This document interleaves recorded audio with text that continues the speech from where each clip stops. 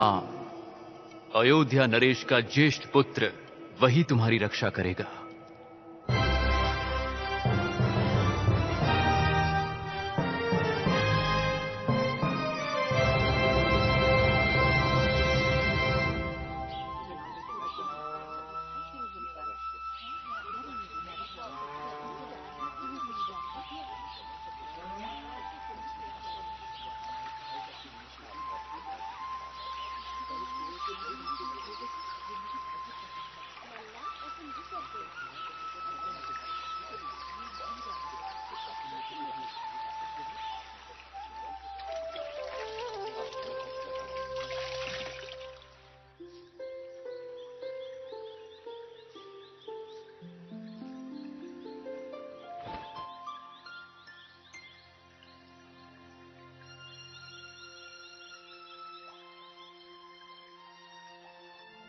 मैं धन्य हुआ महाराज। आपके चरण पड़ते ही अयोध्या राजभवन धन्य हो गया। आज्ञा करें प्रभु, मेरे लिए क्या आदेश है?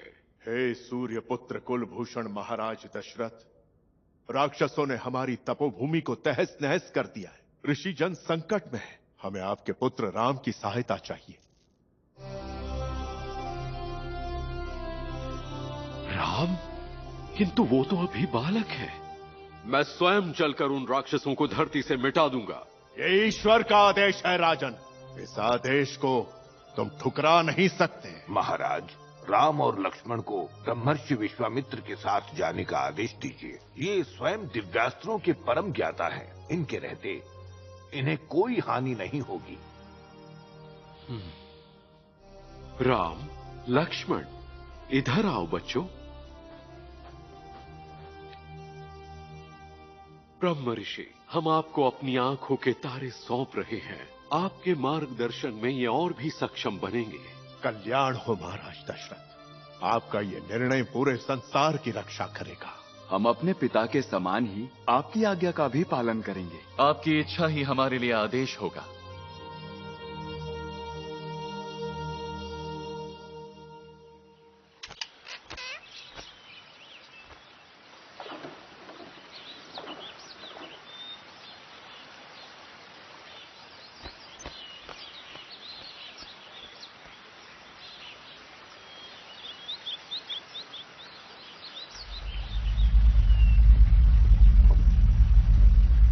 राम लक्ष्मण, एक समय यह बड़ा ही सुंदर उपवन था, परंतु अब यह नष्ट हो गया है, क्योंकि बहुत ही क्रूर भयानक नरभक्षी राक्षसी ताड़का, उसके पुत्र मारीच और उनकी दुष्ट राक्षसों की टोली के उत्पात से यहाँ सब कुछ उजड़ गया।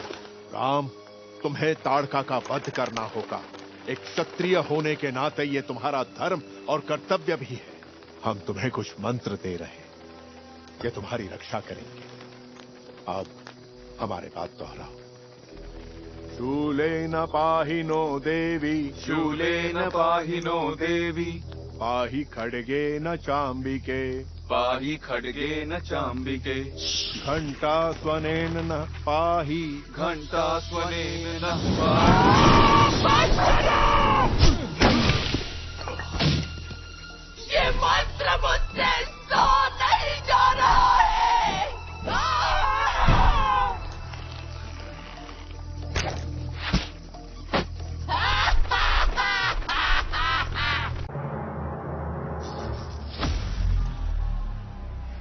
Fuck.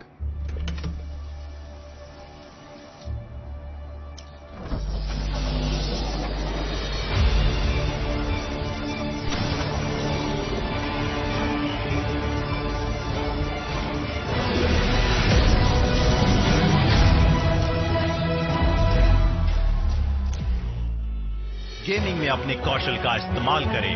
1x bats. ये तुच्छ बाट मेरा कुछ नहीं बिगाड़ सकते।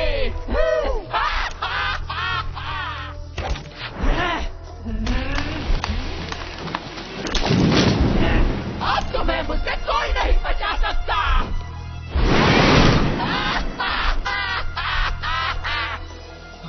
राम, मंत्र का प्रयोग करो। मंत्र जपते रहो। सृष्टि स्थिति विनाशानम शक्ति भूते सनातन।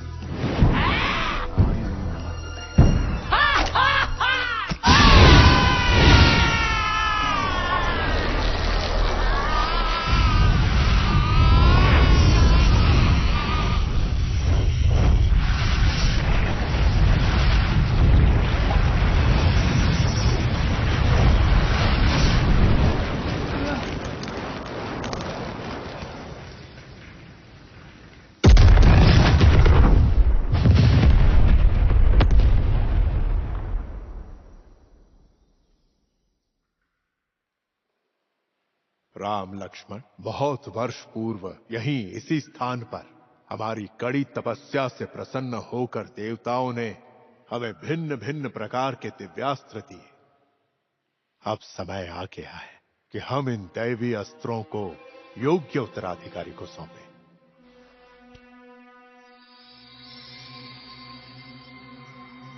इन्हें स्वीकार करो और धर्म की रक्षा करो।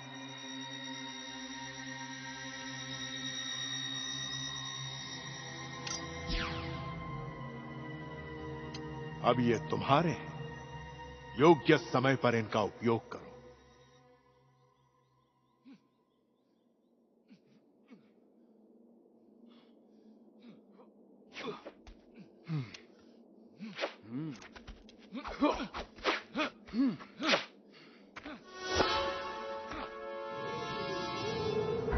ये वही है, इसी ने मेरी माँ को मारा है। मैं इसकी हत्या करके अपनी माँ की मृत्यु का प्रतिशोध लूंगा। भैया बचिए!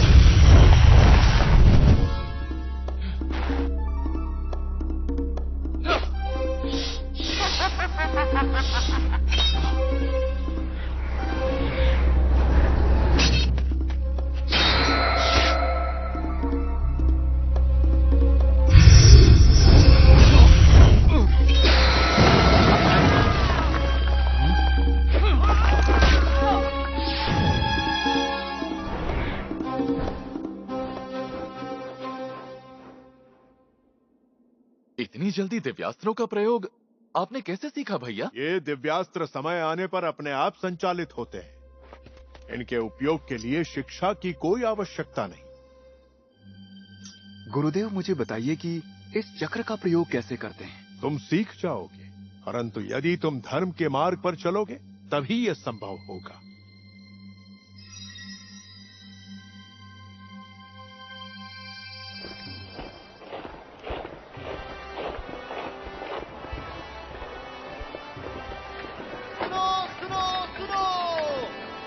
भगवान शिव का महान धनुष है। जो भी राजकुमार इसे उठाकर इस पर प्रत्यंचा चढ़ाएगा, महाराज जनक उसके साथ ही अपनी पुत्री राजकुमारी सीता का विवाह करेंगे।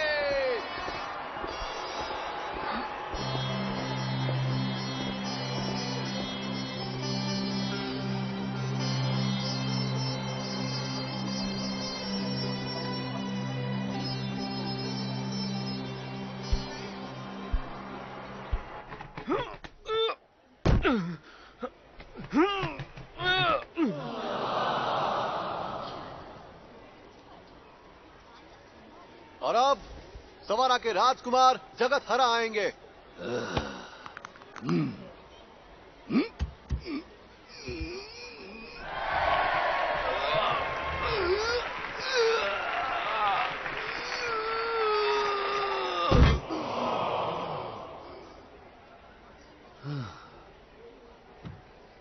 और अब अयोध्या के राजकुमार राम।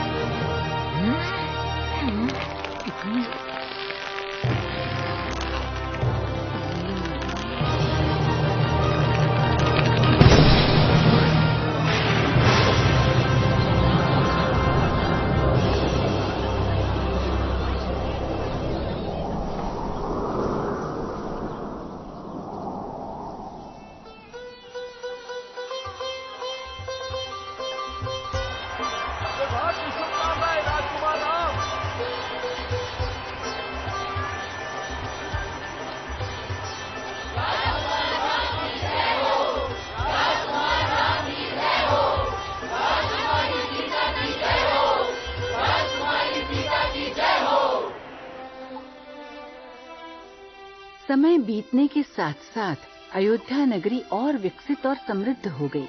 राम प्रजा के प्रिय राजकुमार और होने वाले राजा थे। चारों भाइयों में बड़ा प्रेम था और सबका भविष्य उज्जवल दिख रहा था। मेरे प्रियजनों, आज हमने नींद में सुबह के समय बहुत भयानक स्वप्न देखा। गुरु वशिष्ठ ने उसे किसी संकट के आगमन का संकेत माना है। साथ ही हमारा स्वास्थ्य गिर रहा है, शरीर बूढ़ा हो रहा है। अब हम दुष्टों के आक्रमण का सामना नहीं कर सकते। हमने निर्णय लिया है कि हम राम को अपना सिंहासन सौंप दें। राम अयोध्या के नए राजा होंगे। राम, मेरे पुत्र, आगे आओ।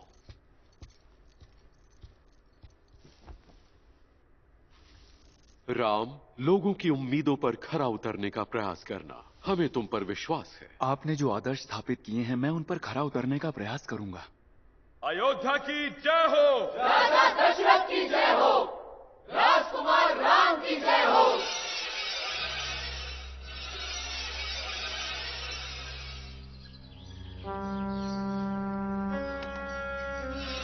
हाँ, शोर मत मचाओ, उड़ो यहाँ से, अभागिनी कहीं की।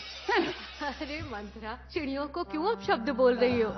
महारानी कैकेयी राज्य में अनहोनी होने वाली है और आप हैं कि यहाँ श्रृंगार करवा रही हैं। मंथरा, ऐसा क्यों बोल रही हो तुम? क्या तुम्हें पता नहीं मंथरा, कल हमारे प्रिय राम का राज्याभिषेक होने वाला है। अरे यही तो आपका दुर्भाग्य है। ओह महारानी कैकेयी, आप कितनी भोली हैं। थोड़ा सोचिए, महाराज ने चालाकी से आपके साथ विश्वासघात किया है। अपनी जीभ पर नियंत्रण रखो। हम महाराज के लिए अनुचित शब्द नहीं सुन सकते। परंतु राजकुमार भरत को महाराज ने अभी दूर क्यों भेजा और राज्याभिषेक भी ठीक इसी समय क्यों? सोचिए। हाँ, ये तो मैंने सोचा ही नहीं। अवश्य ही महाराज को ये सुझाव कौशल्या ने दिया होगा। आप जानती हैं कि आप महाराज की प्रिय रानी हैं, इसलिए कौशल्या आपसे ईर्ष्या करती है, क्योंकि आप सबसे सुंदर हैं, स्वस्थ हैं और जवान हैं। तो मुझे क्या करना चाहिए? आप इस मंथरा की चतुराई और बुद्धि पे भरोसा कीजिए।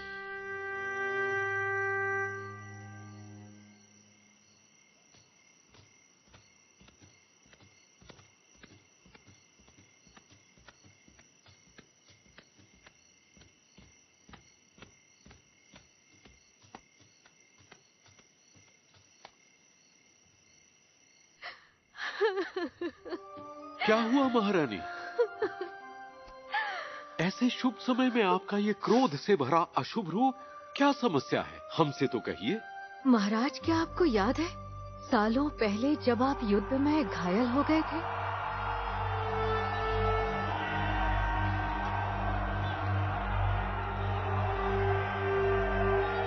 तब मैंने ही आपको वहां से सुरक्षित निकाला था और आपने मुझे 2 वरदान देने का वचन दिया था।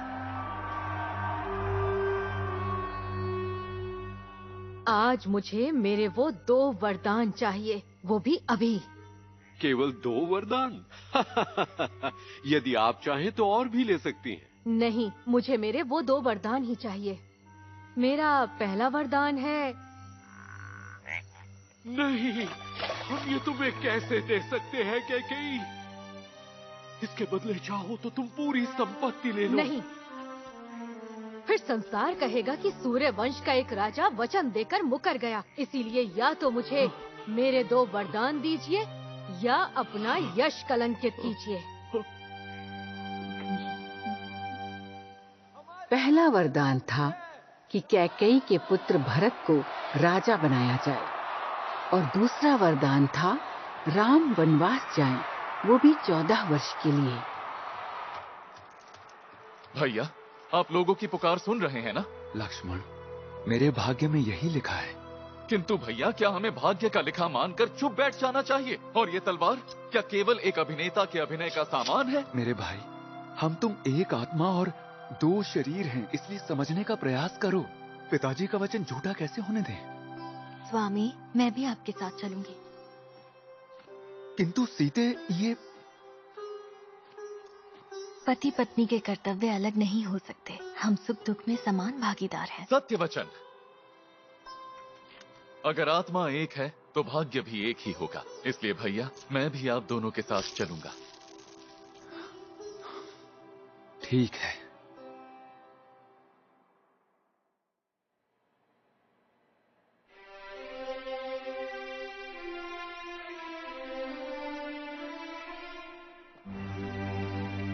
माँ, ये 14 साल यूं ही देखते देखते ही बीत जाएंगे। मैं फिर लौटकर इसी तरह आपका आशीर्वाद लूंगा। अवश्य मेरे लाल। राम